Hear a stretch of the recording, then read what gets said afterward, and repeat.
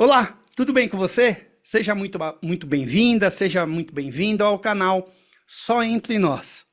Um canal que tem como objetivo aproximar conteúdos do nosso cotidiano e trazer reflexões importantes, responsáveis, atuais, sempre com um convidado em nossa série Saúde Mental. Antes de apresentar a nossa convidada de hoje, peço para que você se inscreva em nosso canal, que deixe o seu comentário, a sua pergunta, que hype o vídeo se essa possibilidade aparecer aí para você, para que esse conteúdo possa chegar a mais pessoas que tenham esse mesmo interesse que o nosso. E hoje a nossa convidada é uma pessoa querida, minha amiga pessoal, nos conhecemos há bastante tempo. Estou falando de Neuza de Oliveira Santos, ela é psicóloga clínica, professora, mestre em comunicação interpessoal, palestrante espírita, sócia-diretora do Instituto ICC, Instituto Conexões Cognitivas, que inclusive está oferecendo cursos na área de TCC, na área de terapia cognitivo-comportamental. Vou estar deixando aqui na descrição todas as informações depois, inclusive porque no próximo dia 19 de março haverá uma masterclass sobre essa nova turma que a Neuza está abrindo. Mas enfim, Neuza, seja muito bem-vinda, muito obrigado por participar do nosso canal.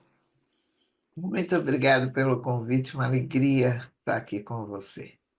Você sabe que eu gosto muito de você, né? E ter aqui você por perto, mais pertinho, inclusive me dá mais coragem de continuar com esse projeto para levar informações para pessoas que estão buscando por informação que sejam realmente validadas, confirmadas, responsáveis. Eu sempre falo isso. Não estamos aqui falando, né? Não estamos perdendo nosso tempo para falar bobagem. O importante é a gente crescer e promover, quem sabe, o crescimento de mais pessoas. E hoje o nosso tema, né, Neuza, é um tema importante. A gente vai falar da vigilância dos pensamentos e a arte da aceitação. Como prevenir tormentos e protagonizar a sua saúde mental. O, o título é grande, hein? Bonito, bonito e importante. E a primeira pergunta que eu tenho para você, Neuza, é assim: em suas aulas lá no ICC, no Instituto Conexões Cognitivas, você aborda o pensamento tudo ou nada, 8 ou 80. E assim, de que maneira o desenvolvimento da flexibilidade cognitiva atua diretamente na prevenção de crises de ansiedade e depressão, permitindo então, né, que o paciente veja tons de cinza, como você se refere, em sua própria vida? Bom, é importante ressaltarmos que a forma como nós pensamos nos leva a ter desfechos na nossa vida, não é? Então, a, os erros cognitivos, e um deles é o 880, né? Nos faz acreditar que, por exemplo, ou temos sucesso ou não temos, né? Ver a vida ou cinza escuro ou cinza claro, e nós esquecemos, através da nossa interpretação, que existem vários tons. A flexibilidade cognitiva, que é a possibilidade de pensarmos diferente diante de um determinado estímulo, faz com que nós possamos ter uma realidade melhor, uma visão melhor da realidade, aliás, não é? Porque a rigidez nos faz ter uma interpretação a respeito de um determinado fato. E a flexibilidade nos permite enxergar que o pensamento, ele não é um fato, ele é uma hipótese. Então, diante de uma situação, eu posso ter várias hipóteses. Por isso que desmontar esse pensamento tudo ou nada, meu amigo, nos ajuda a ter uma percepção mais real da vida. E esse pensamento, né, essa rigidez mental, esse pensamento no sentido do tudo ou nada, né, como eu posso dizer, mais inflexível, eu poderia chamar de crença, assim, para quem está nos ouvindo? Então, esse pensamento, por trás dele tem uma crença. Sim, é isso, não é?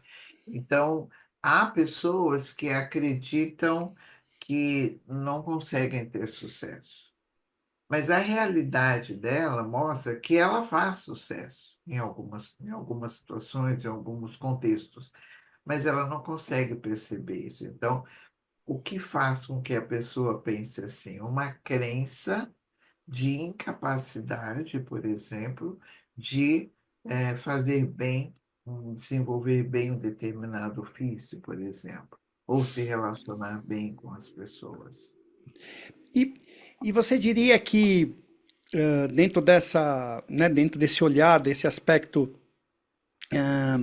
a pessoa que inicia né, um processo terapêutico tem como confrontar essas crenças, né, esses pensamentos mais inflexíveis de chegar num outro lugar, numa outra transformação?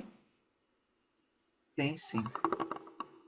Claro que, às vezes, o paciente pergunta, vai demorar muito, né? Quando ele começa, eu digo, olha, você tem 30 anos, então você demorou 30 anos para ser disfuncional em algumas situações. É mais ou Nós, menos o que eu falo. nós não vamos demorar 30 anos, né, para isso, mas é um processo e vai depender muito da minha atuação e da sua. Mas é possível sim, porque onde reside a dificuldade? É que as crenças elas são formadas lá quando nós somos bem pequenininhos. E muitas vezes nós nem temos conhecimento de uma determinada crença. Então, passamos pelo processo de descobrir essa crença, de aceitar que essa crença é nossa, para depois nós podermos modificá-la, né? E assim, tentando, né, continuar com esse assunto, tem pessoas que têm um pensamento, uma crença de catastrofizar a vida, né?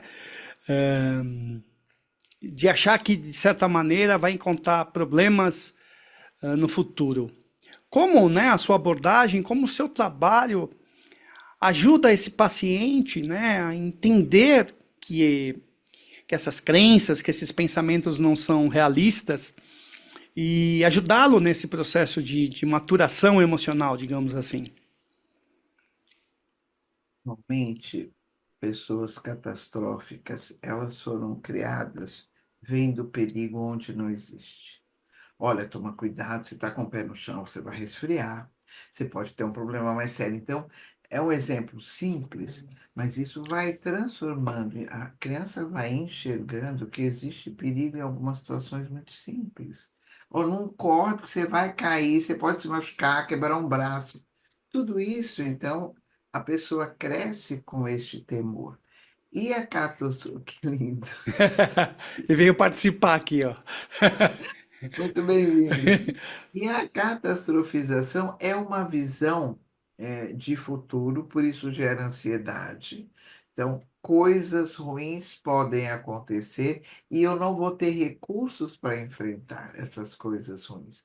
Então, assim, a gente vai ensinar esse paciente a enxergar que existem coisas que têm um certo risco, mas que não é mortal, que ele consegue enfrentar. Hoje ele tem recursos para enfrentar.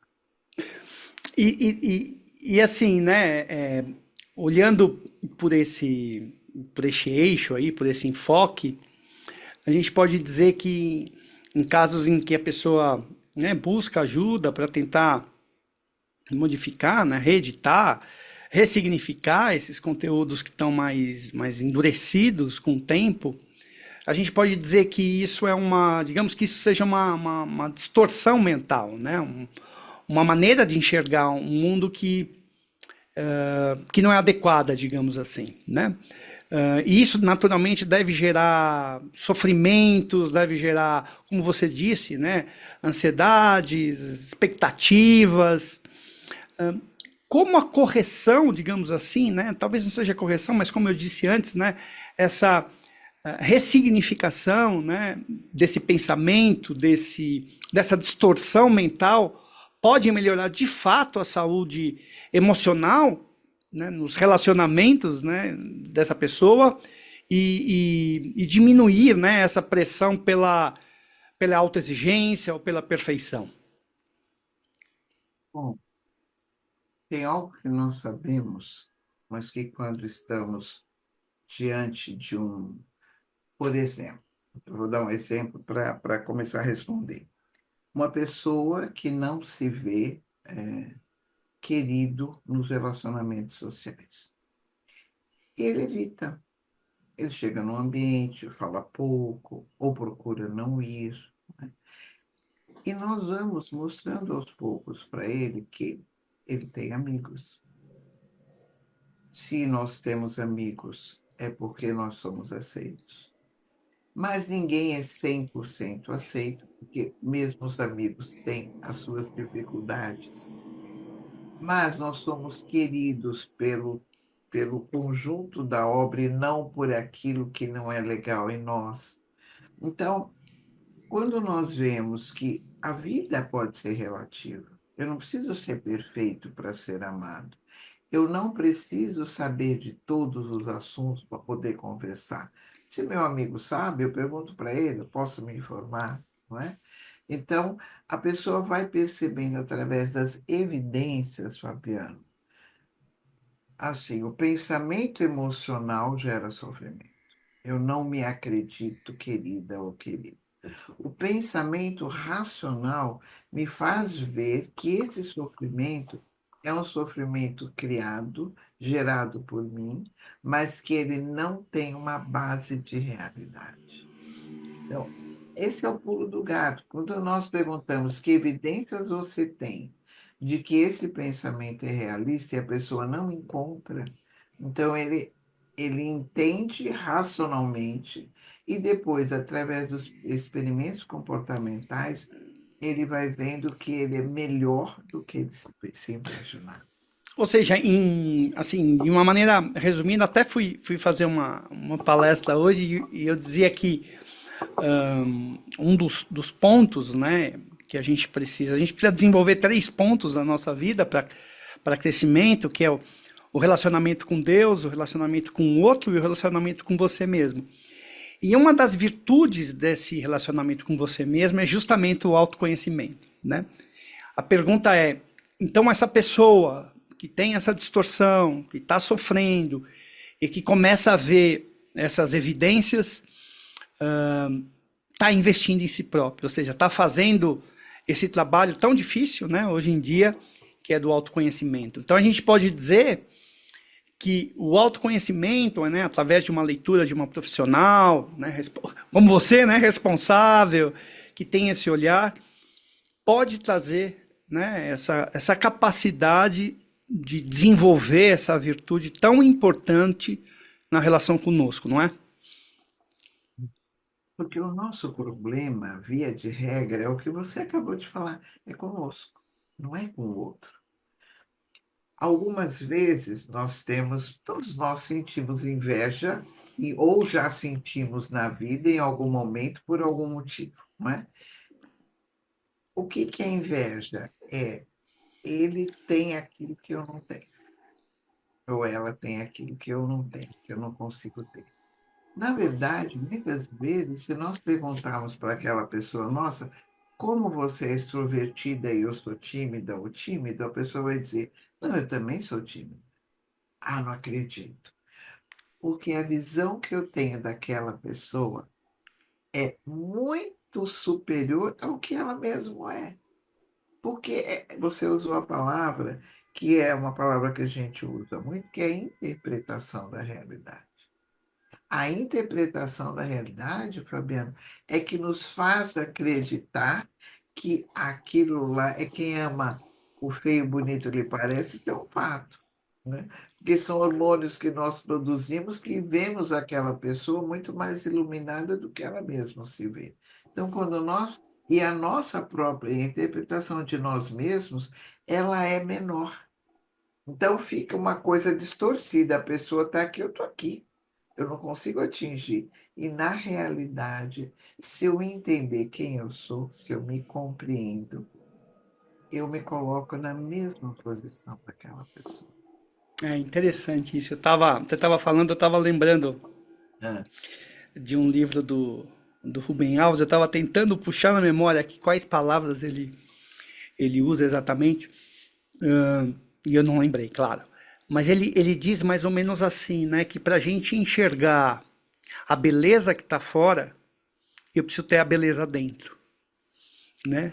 Que eu não consigo enxergar a beleza que está fora se eu não tenho a beleza dentro de mim, né? Então eu acho que é um pouco isso, né? A nossa interpretação muitas vezes é completamente inadequada, porque a gente não consegue enxergar, digamos, nós por inteiro por dentro, né? porque assim, o autoconhecimento é libertação.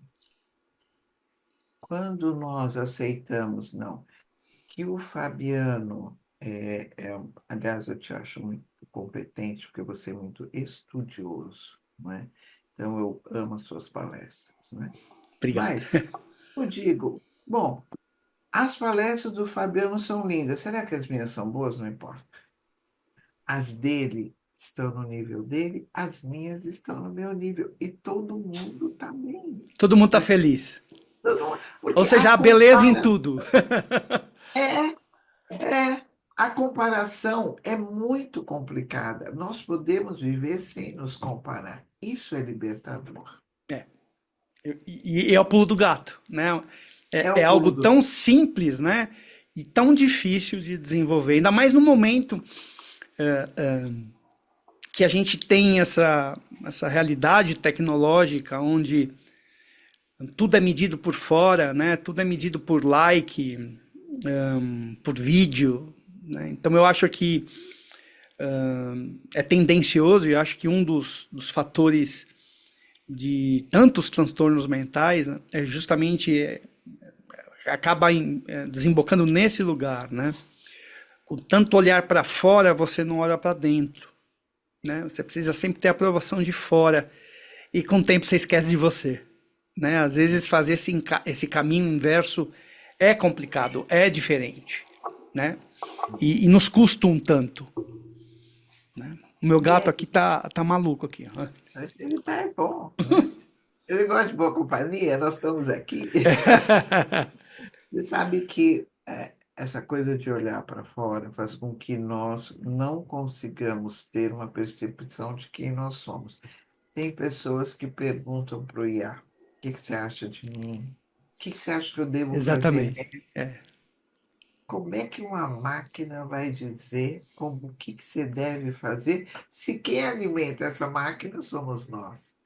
E aí exatamente. a pessoa perde a percepção da realidade. Ele não sabe quem ele é, não sabe tomar decisões.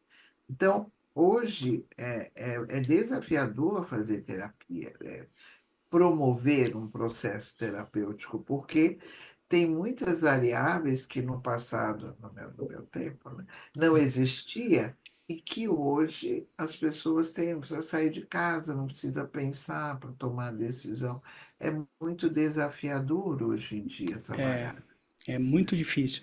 É, eu acho que você falou do, né, tempo atrás, né, a gente que tem mais de meio século, né, a gente sabe que antigamente a gente tinha esse viés do contato, da brincadeira, do lúdico, daquilo que a gente explorava, né? As relações passavam por outra via. Né? Claro que eu acho que toda época traz um seu lado bom, né? E traz seu lado ruim também. Mas eu acho que grande parte dos transtornos que a gente tem hoje passa justamente por essa. Quando você perde o lucro. Espera aí. quando você perde essa questão do lúdico, do brincar, você perde também uma dimensão da alma, né? A alma fica sem simbolizar, e aí o fato de você estar toda hora nas redes sociais e fazendo coisas na rede e comparando, né? A gente que atende, né? Assim, pacientes adolescentes, eu vejo muito isso, né? Tem aí um tanto que tem muita dificuldade de se inserir no meio de trabalho, e outro tanto que tem como desejo, como objetivo ser algo no YouTube, né? Ser um influenciador, ser um YouTuber. Então, assim, as coisas estão mudando muito. E eu acho que a gente precisa estar muito atento, né? Longe de dizer o que é certo, o que é errado, o que é bom, o que é Sim. ruim, mas de tentar entender essa dimensão da alma, né? Que é uma dimensão autoexploratória, né?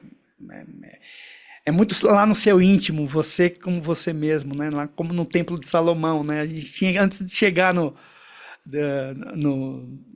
no sacerdócio, né? No santuário, a gente tinha que passar por N salões, né? Então, assim, o salão nosso, o salão interno, né? O salão íntimo é um salão, eu acho que cada vez mais difícil de alcançar, e acho que o resultado disso, pelo menos na minha humilde opinião, é esse tanto de transtorno e tanto né, de dificuldades de pessoas nos mais altos níveis, seja relacional, seja individual, seja profissional, né, seja saúde, né, muitos vícios, né, principalmente o vício tecnológico que se sabe hoje que tem o mesmo efeito, né, que então eu inclusive em relação a isso estava pensando numa frase que um ex-professor meu me disse, o Cristiano Nabuco, que eu acho que você deve conhecer, e ele diz que a dependência tecnológica tem o mesmo efeito que o abuso de substâncias químicas.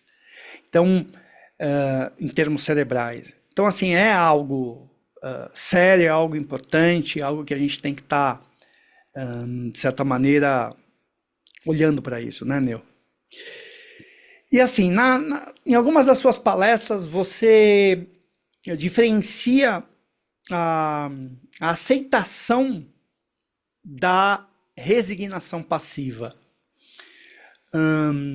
No contexto de saúde mental, como o ato de descansar a alma e aceitar o que não pode ser mudado, ajuda a evitar o esgotamento emocional e o estresse crônico? Olha, existe uma regra que eu gosto muito, que é a regra do um terço, né? E tudo na vida é dividido por três. Hum, A responsabilidade é dividida por três. Então, um terço é nosso, né? Um terço é da outra pessoa e um terço é da própria situação. Quando nós queremos resolver a nossa parte, a parte do outro e a parte da situação, nós não conseguimos aceitar a realidade como ela se apresenta. Dentro do nosso um terço de responsabilidade, eu posso fazer tudo o que está ao meu alcance, esgotar todas as possibilidades. Só que quando sai da minha mão, vai para um terço da outra pessoa. E por mais que eu possa influenciá-lo, eu não consigo mandar na responsabilidade dele, né? Então, ele claro. pode, por exemplo, eu quero trabalhar no paciente. Se ele não quiser, eu não consigo demovê-lo da ideia dele. E isso vale em tudo na nossa vida. E o outro um terço é da própria realidade. Então, eu quero trabalhar com ele, ele quer trabalhar comigo, mas alguma circunstância externa não nos permite. Quando nós aceitamos que isto é uma verdade, eu faço a minha parte e tenho que descansar. Descansar a minha mente não depende mais de mim.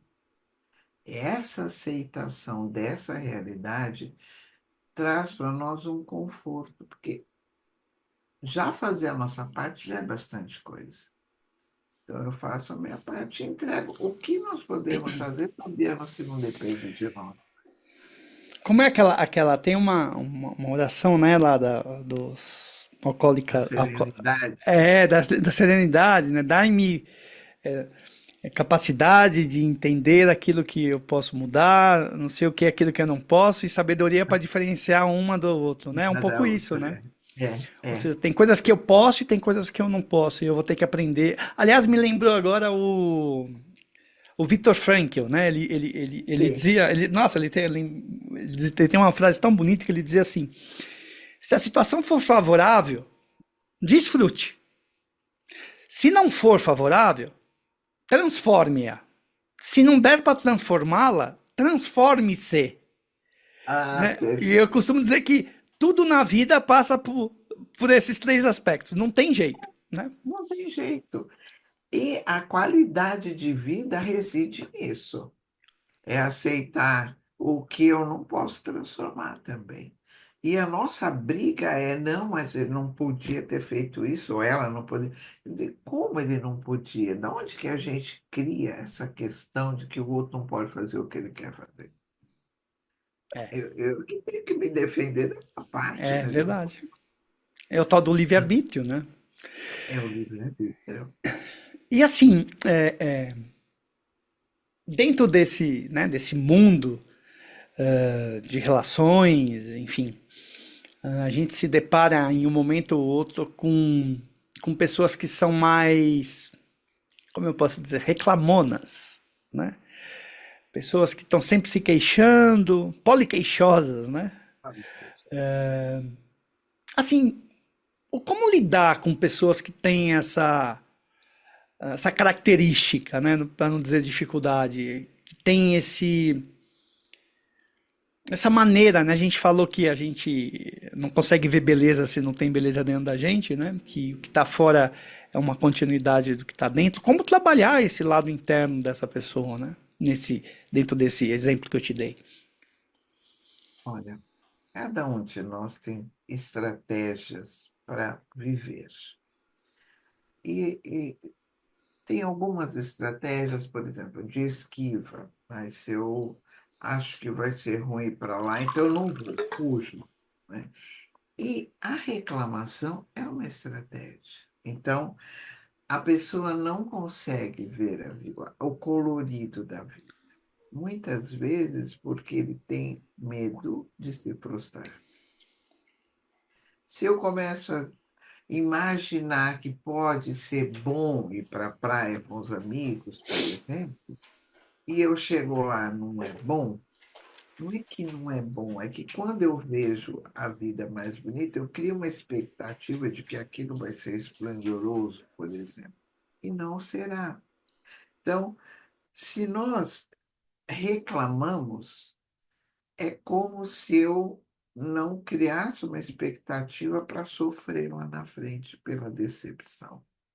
Então, eu já fico na retaguarda. Não sei se ficou clara. E eu acho que seria o meu próximo questionamento, né? Eu acho que vem ao encontro do que você acabou de dizer. Porque, de certa maneira, dentro dessas estratégias, né, existe uma escolha, né? E essas escolhas levam a uma consequência. Então, é natural a gente dizer que somos protagonistas das nossas vidas, né? Não somos espectadores, né? Como tirar, de repente, a pessoa que está escolhendo uma estratégia de vítima, por exemplo, né? Um papel passivo na vida, onde tudo, né? O famoso hard, aquele desenho antigo, ó céus, ó a vida, né? Vida. Ou como ajudar essa pessoa, né? Dentro dessa situação.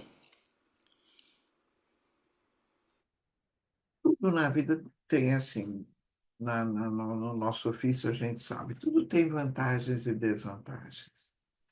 Quando nós nos demoramos numa estratégia que nós vemos que não funciona, alguma vantagem ela traz. Então, por exemplo, eu não gosto de ser otimista. Qual que é a vantagem? Eu não me frustro lá na frente. É péssimo isso, mas é uma vantagem. Quando a pessoa não se vê capaz de resolver as questões ou de enfrentar uma frustração, ela se esconde. Então, uma forma é mostrar para ela que, primeiro, não acertamos todas. Não dá para não se frustrar em algum momento na vida. Mas que se nós fizermos uma somatória, o resultado final é de que é muito melhor fazer as coisas do que não fazer, enfrentar as situações do que não enfrentar. Tem algo que eu computo como importante, Fabiano, é criar o mínimo de expectativas possível. Porque quando eu crio uma expectativa, aí vai ser maravilhoso tal situação e ela não é, eu me frustro. Quando eu digo, vamos ver o que vai acontecer, o que vier fica bom, fica no mínimo razoável. Eu me preparo, né? E acho que você toca num ponto, né? Essa coisa do não esperar, né? De não criar expectativas. Que a gente sabe que, enfim, toda frustração tem como base, né? As expectativas que foram criadas. E é muito tendencioso hoje em dia, até pela realidade que a gente já comentou aqui, das pessoas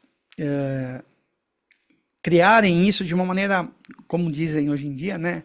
Orgânica, né? De uma Muito maneira bem. natural, né? Como dar essa consciência para o indivíduo que cria expectativa, porque está inserido num meio que favorece, né, esse olhar, ou que tem uma família que de repente ajuda dentro dessa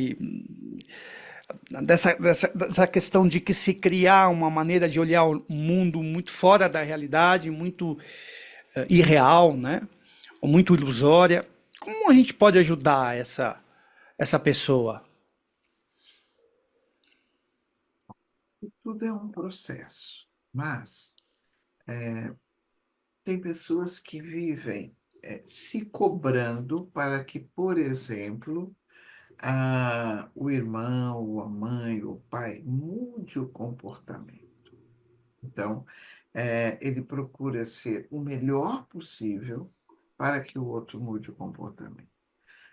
O que nós explicamos é assim: é muito importante a gente conhecer a história dessa pessoa que a gente ama, seja o pai, ou seja a mãe, ou seja o irmão. Quando nós conhecemos a história, nós entendemos o comportamento daquela pessoa e conseguimos perdoar aquela pessoa. Mas, além disso, nós conseguimos entender que a responsabilidade do comportamento daquela pessoa não é minha, não é porque eu fui ruim que aquela pessoa me tratou mal. Tem pessoas que são abusivas, tem pessoas que têm transtornos, e eu não sou responsável por isso. Então, eu posso me libertar quando eu entendo que essa pessoa não é assim só comigo. Ela é desse jeito, independente do meu comportamento, da minha conduta. Então, eu deixo de sofrer quando eu paro de querer mudar aquela pessoa. Então, isso é um processo. Muitas vezes a pessoa diz: eu não consigo conviver mais com o meu pai, por exemplo. Então, o que que é? Aí ele explica que o pai desfaz dele muito, que o pai o distrata, que o pai coloca ele para baixo o tempo todo. Então, dá para conviver com esse pai, às vezes, um pouco à distância, ou se tiver que conviver na mesma casa, tentando entender que aquele é o processo do pai, como a gente diz no nosso espiritismo. A pessoa é mais ignorante do que má. A pessoa tem um transtorno, ela não é responsável por ter um transtorno, porque isso é químico. Então, o que eu posso fazer é entender que aquela pessoa não consegue ser como eu gostaria. Ela é como ela é, né? E a gente cai, eu acho que naquele mote, né, que a gente falou do autoconhecimento, né? Porque quando para chegar a ter esse nível de esclarecimento, necessariamente eu preciso me conhecer, né? De entender que muitas vezes o outro não está fazendo para mim, né? Ele está fazendo porque é a única coisa que ele pode fazer, né? Que o outro pode fazer. sim. né?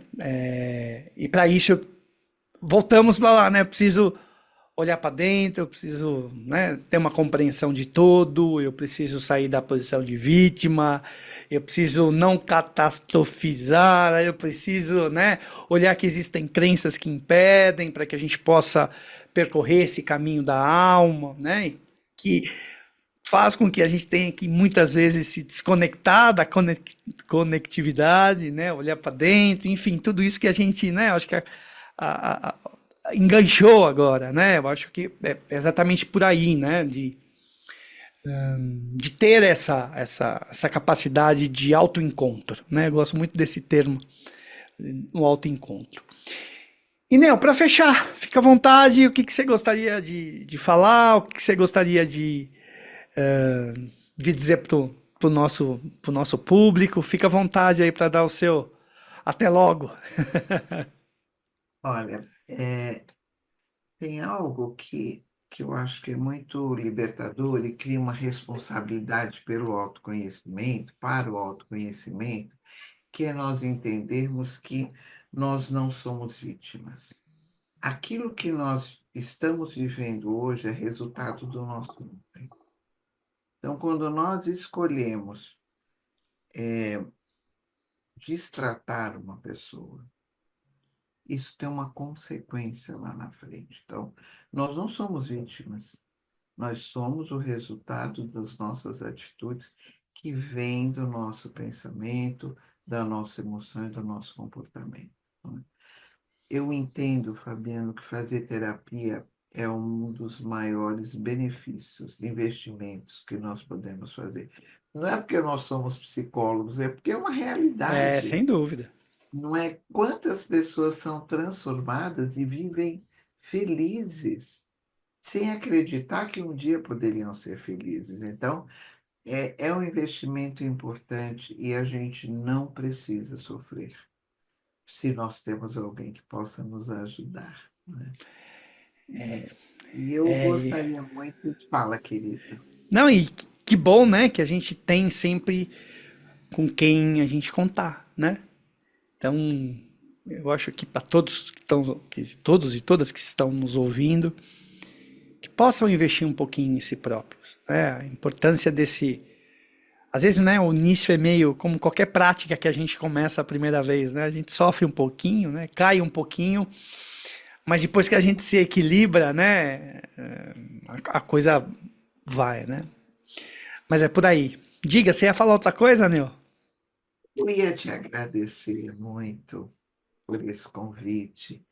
Foi um momento muito gostoso, muito importante, né? Porque essas reflexões nos enriquecem bastante, Ah, sem né? dúvida. Sem dúvida. E a nossa amizade, assim, faz com que estar na tua presença, para mim, seja muito gratificante sempre, viu, Fábio? Ah, obrigado. Eu vou chorar aqui, então deixa eu segurar. Deixa eu segurar aqui.